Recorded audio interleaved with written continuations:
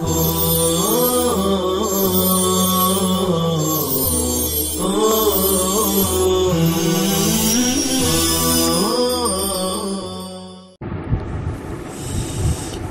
الله الرحمن الرحيم.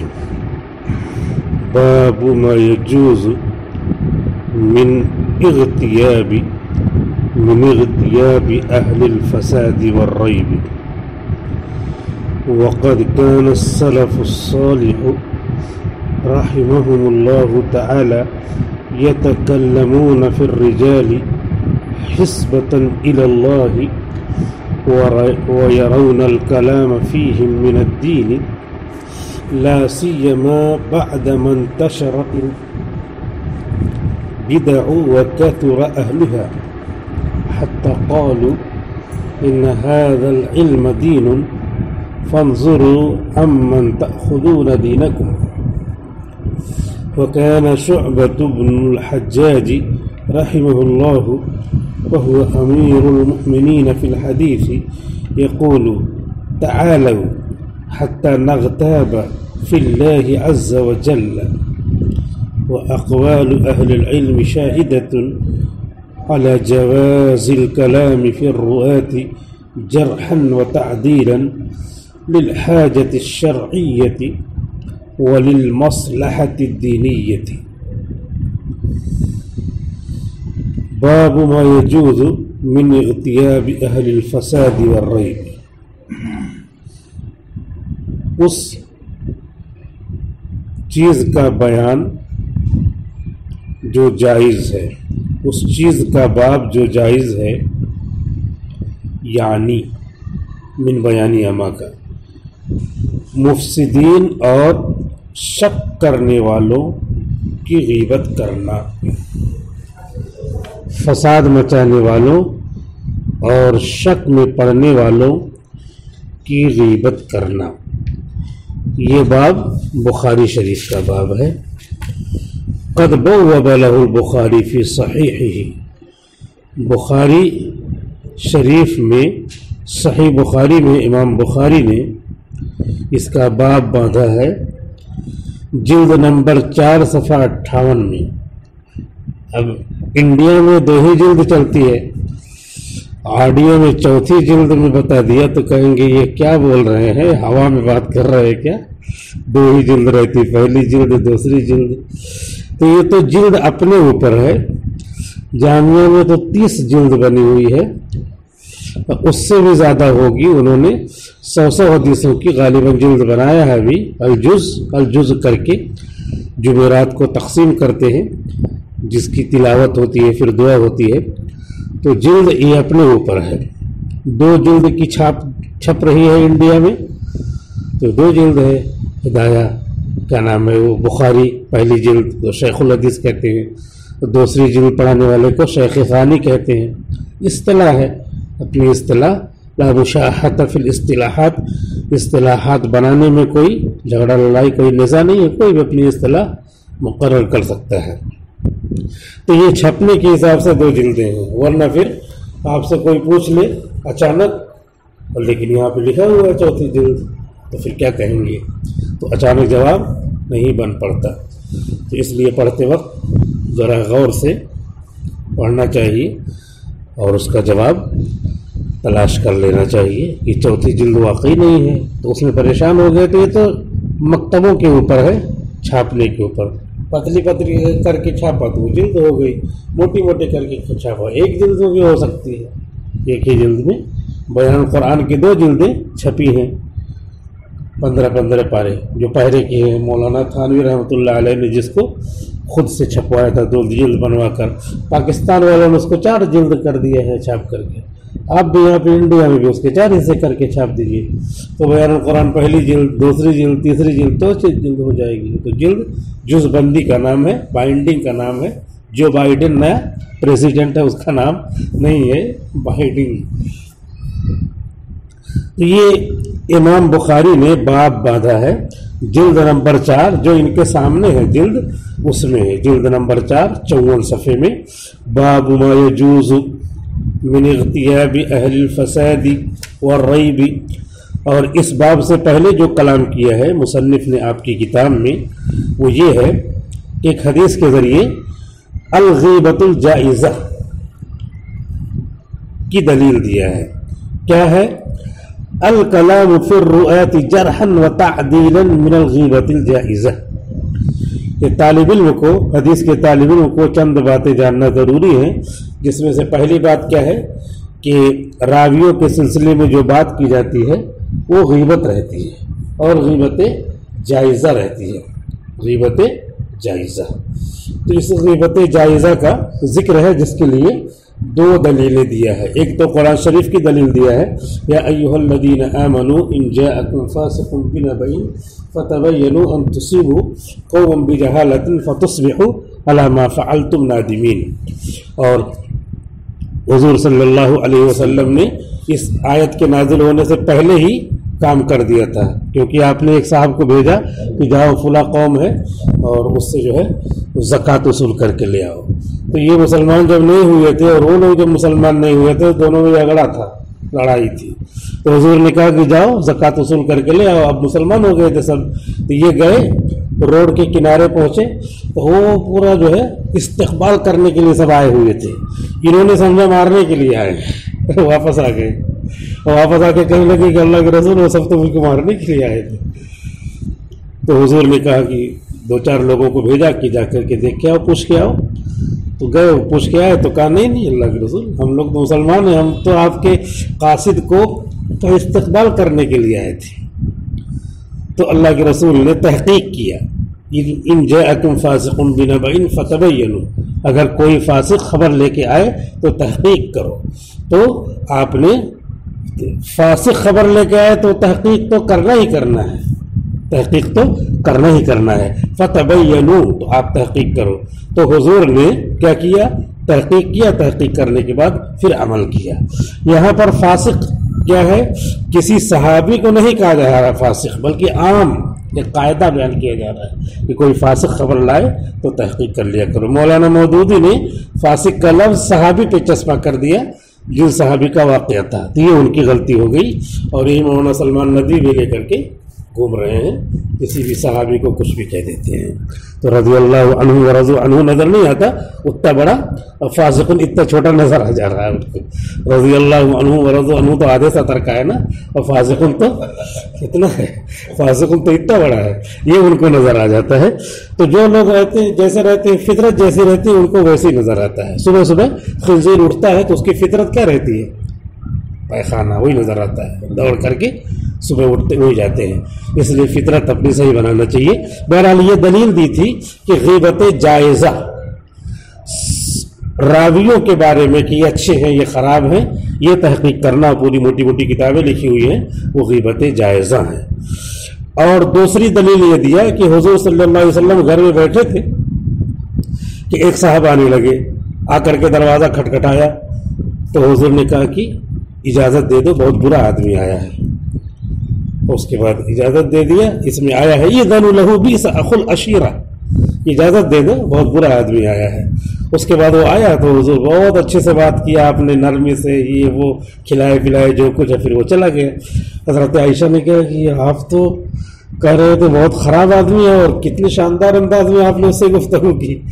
تو حضور نے فرمایا ان شر الناس من ترکہ الناس او ودعہ الناس اتقاء فحشہ، وہ تو بدترین آدمی ہے جو اس کی گفتگو بھی خراب ہو، وہ تو بدترین آدمی ہے جس کی گفتگو بھی خراب ہو. تو میں تو حسن اخلاق کا پیکر ہوں، میں نے اس لیے گفتگو اچھی کی. اور جو پہلے میں نے کہا تھا یہ راوی کے بارے میں بتانا کہ یہ خراب راوی ہے، یہ ثقہ راوی ہے، یہ معتمد راوی ہے، اس کی دلیل مل گئی اس سے کہ حضور نے خود بتایا کہ کسی کے بارے میں اس طرح بتایا جائے تو، اور راوی کی نیت ہو، روایت کی نیت ہو کہ یہ اچھے راوی نہیں ہے، تو یہ غیبت جائزہ میں سے ہے، اور غیبت ناجائز جو ہے اس میں سے نہیں ہے. اسی لیے امام بخاری نے ایک باب باندھا ہے، باب ما یجوز من اغتیاب اہل الفساد والریب. یہ باب ہے اس کے بیان میں کہ فساد مچانے والوں کی اور شک میں ڈالنے والوں اور شک میں رہنے والوں کی غیبت کے جواز کے بیان میں. وقد كان السلف الصالح رحمهم الله اور سلف صالحین رحمہمullah یتکلمون فی الرجال، راویوں کے بارے میں کلام کرتے تھے کہ یہ راوی اچھے نہیں ہیں، یہ راوی شیعہ ہیں، یہ راوی رافضی ہیں، اس راوی نے جھوٹ بولا ہے، اس راوی کی حدیث کیا ہے، موضوع ہے، یہ سب جو گفتگو ہے، کیوں؟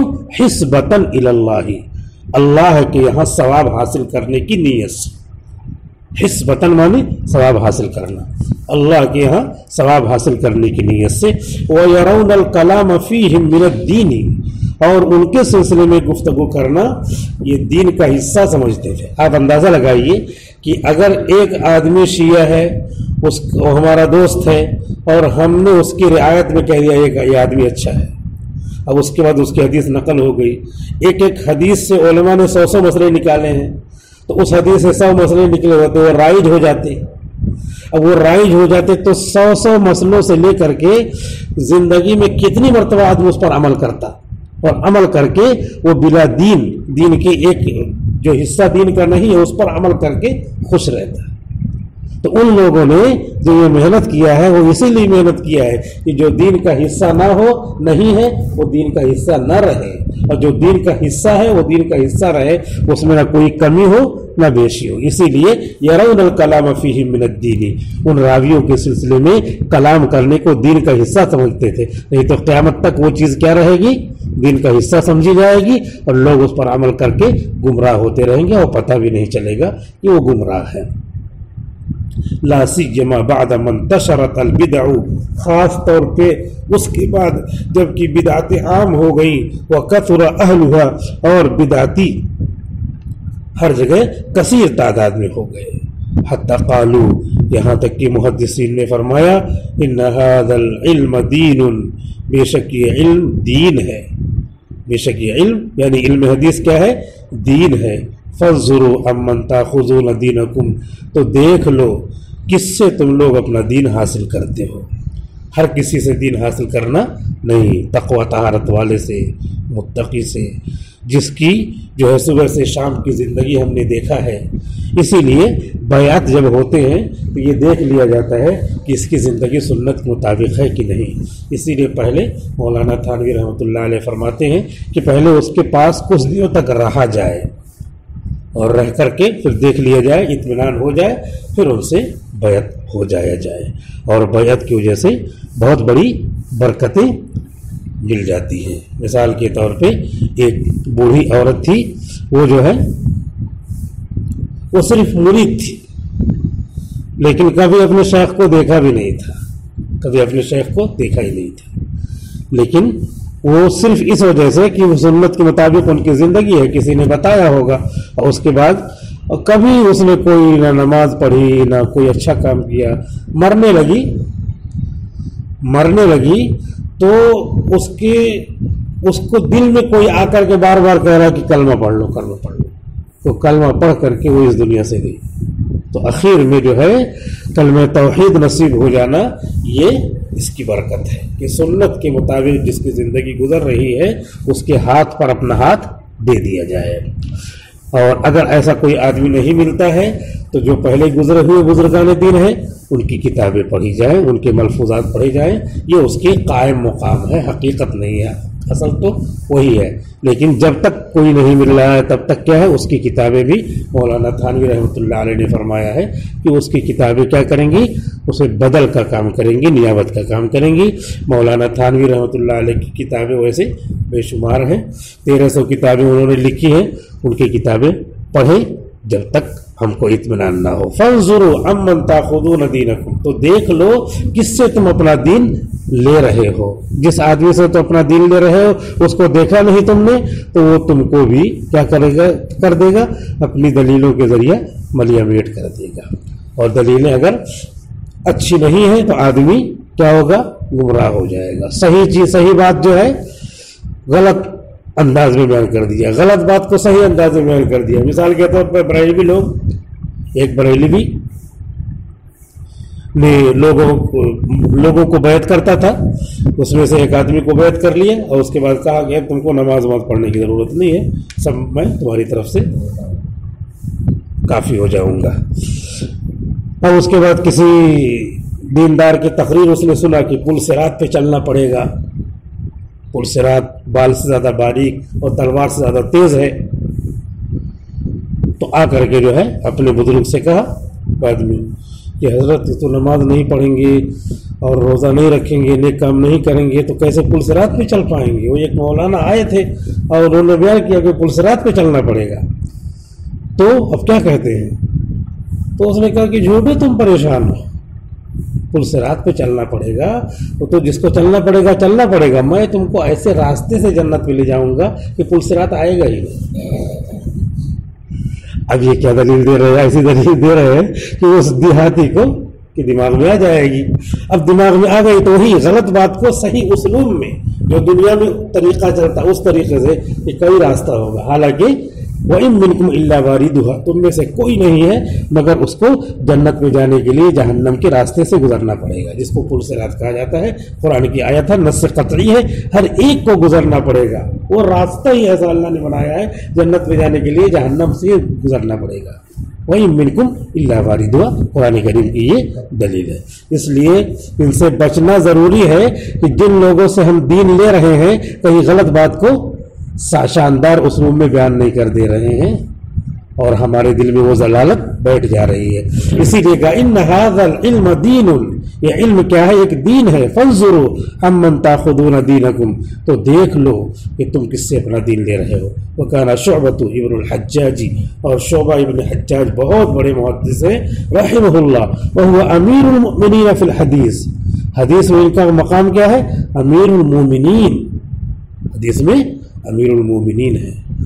یقولو، کیا کہتے تھے؟ تعالو، آؤ، حتی نغتاب فی اللہ عز وجل، یہاں تک کہ ہم اللہ کے لیے غیبت کریں، وہ راویوں کے بارے میں حالات، کیونکہ شروع میں ایسے راوی تیار ہوئے حضرت عثمان غنی کے زمانے سے، ان کی شہادت کے بعد سے، کہ جنہوں نے پوری حدیثیں گڑھ کر کے، جتنے حدیثیں ہمارے پاس موجود ہیں اتنی حدیثیں نئی بنا کر کے دین میں چالو کر دیا، اور اس کے بعد فخر سے کہتے تھے کہ اب تو ہم مطمئن ہو گئے۔ حضرت عبداللہ ابن مبارک نے اپنے زمانے میں کہا کہ اللہ کا شکر ہے کہ اللہ نے ایسی فراست ایمانی دی ہے کہ ہم ہزاروں حدیثوں میں سے اللہ کے رسول کی حدیث کو جیسے بال نکالا جاتا ہے ایسے پہچان کے نکال لیں گے کہ اللہ کے رسول کی حدیث ہے، باقی یہ سب گڑھی ہوئی حدیث ہے۔ ایسی روشنی اللہ تعالیٰ نے دیا تھا، اتقوا فراست المومن فإنه ينظر بنور اللہ، مومن کے فراست ایمانی سے بچو کیونکہ وہ اللہ کے دیے ہوئے نور سے دیکھتا ہے۔ اسی لیے یہ لوگ کہتے تھے آؤ ہم اللہ کے سلسلے میں غیبت کریں، یعنی اللہ کے سلسلے میں راویوں کے بارے میں پتہ لگائیں کہ یہ کون ہے اور اس نے روایتیں گڑھی ہیں کہ نہیں گڑھی ہے۔ بعض لوگ خود ہی بتا دیتے تھے میں نے اتنا گڑھا ہے، اور اس میں بھی کیا ہے، اس میں بھی ہو سکتا ہے جھوٹ بول رہے ہیں دھوکہ دینے کے لیے، میں نے اتنا گڑھا ہے تاکہ تمام باتیں مشکوک ہو جائیں۔ ایسے لوگ پیدا ہوئے تھے بیچ کے زمانے میں، لیکن محدثین نے جو یہ اصول حدیث فن ایجاد کیا ہے، جس کی یہ کتاب آپ پڑھ رہے ہیں تیسیر علوم الحدیث اور نخبۃ الفکر جو پڑھائی جاتی ہے، وہ اسی فن کے لیے، فن اصول حدیث، تاکہ حدیث کی اسی فن کی روشنی میں حدیثوں کو جانچا جائے، پرکھا جائے کہ کون سی حدیث اللہ کے رسول کی ہو سکتی ہے۔ وہ اقوال اہل العلم شاہدۃ علی جواز الکلام فی الرؤات، اور علماء کے اقوال گواہ ہیں کلام کے جائز ہونے پر راویوں کے سلسلے میں، جرحن و تعدیلاً، جرح کے اعتبار سے اور تعدیل کے اعتبار سے۔ یعنی بظاہر تو ایک دم صاف یہی لگتا ہے امام شافعی ایسے کرتے تھے، امام مالک ایسے کرتے تھے، اور یہ ہم ایسے کر رہے ہیں، ان کا ایک قول غلط ہے، تو ظاہر سی بات پیٹھ پیچھے کیا ہے؟ ایسی چیز ہے جو ان کے اندر ہے، ان کے اندر ہے، اور ان کے اندر نہ ہو تب بھی دونوں شکلوں میں غلط ہے۔ یعنی تعریف کس کی آ رہی ہے؟ بہتان کی یا غیبت کی؟ جو تعریف ہے تو اسی لیے ان کو یہ فصل بیان کرنا پڑا، ورنہ پھر جو ہے عام آدمی جو زیادہ ان سب چیزوں میں نہیں جانتا، اگر شیطان میں اس کے حاوی ہو گیا تو وہ کہے گا کہ یہ علماء تو بیٹھ کے غیبت کرتے رہتے مدرسے میں۔ جیسے یہ شکیل ابن حنیف، یہ پہلے تبلیغ جماعت میں تھا اور بعد میں جو ہے وہ بیان کرتا رہتا ہے، یہ تو مرکز میں بیٹھ کر کے سب لوگ غیبت کرتے رہتے ہیں، مدرسے میں بیٹھ کر کے سب لوگ غیبت کرتے رہتے ہیں۔ تو ظاہر سی بات ہے اس طرح شیطان اگر ایسی باتیں کا حلوہ دے گا اور کسی آدمی کے دل میں بات بیٹھ گئی تو وہی سمجھے گا क्योंकि बात बैठने की चीज़ है। जैसे बरेलवी लोग बात समझाते हैं कि ये क्या है रवा सूजी, और ये क्या है पानी, और ये क्या है घी, और ये क्या है शक्कर, और ये क्या है खोपरा, ये सब क्या है अलग अलग, जायज़ है। और मिला करके शबे बारात में हलवा तैयार कर लिया तो ये देवबंद कहते नाजायज़।